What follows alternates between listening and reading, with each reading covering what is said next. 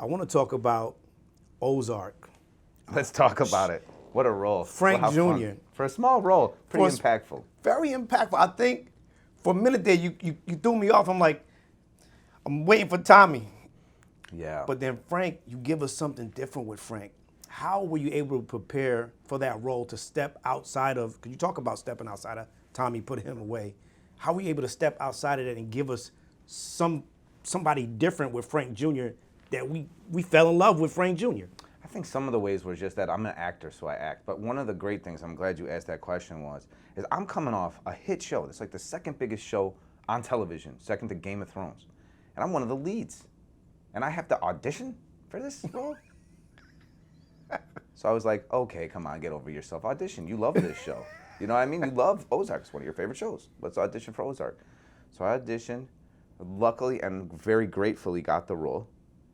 And then I auditioned one way, but when I showed up on set and I did one take, and Jason Bateman was directing, and he's like, "Yeah, Joe, can I talk to you for a second? I think it's different. You know, got to go more extreme. You know, with it. Like he's just super straightforward. He was basically telling me, your choices they're close, they're not right. You need to go more. This guy is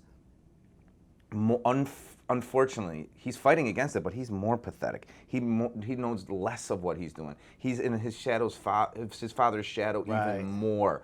He's even more frustrated. There's an He's intimidation factor. There is There's just even more. Low self-esteem. Just all of that. The confidence. He's trying to be cocksure. He's got the cool car. He's trying to I'm going to spend the money. He's got his but it was even more extreme. And then when Jason Bateman, and then I'm so grateful to Jason Bateman for giving me really great direction. And I was happy that I had, and I don't think I'll ever lose my humility. I hope to God not. Somebody slap me. Anybody in here has permission to slap me if I do. Swear to God. I might shove you, but I'm not going to slap you. Okay, so a shove, Mario could slap me, Jeremy will be behind me, I'll fall down. But I think that because of that, it allowed me to be, a totally new person with a different perspective from very far away from Tommy Egan. And then in the fourth season, when you come back, you have all of that. The guy's got his cock and ball shot partially off. The surgery that takes to reconstruct a dick is crazy. They have to cut. 9 times out of 10 they cut your thigh here, and they reconstruct the shaft of the penis with whatever is left. Then also this, you can't, often you're not taking in full food. You have to, it's like a liquid diet. You're on this. So that's why in the thing, I lost almost 20 pounds in with less than a month. So Frank Jr. was a little more emaciated. And then also I love the development of kind of this, he's much more, almost has even less to lose, no pun intended. Right. With the puns are crazy with this guy.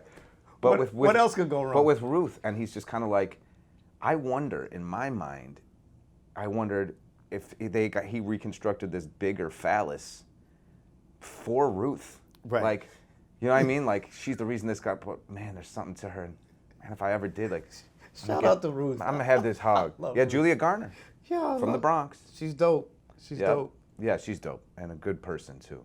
I had a great time playing Frank Jr. And a big shout out to Chris Mundy, the showrunner, who's just one of the most brilliant writers I've had the luxury of working with. What a nice guy. From Mundy to Bateman. Yeah, great people. How great is that feeling when you bring what you thought was the best version of Frank Jr. and to get that direction? How did it push you further? It just reminded me that there's no excuse to be lazy in your acting. There's no excuse not to embrace these moments and be grateful for every job and every opportunity.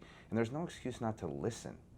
Because if I was right, I think that I would have fought for that a little stronger.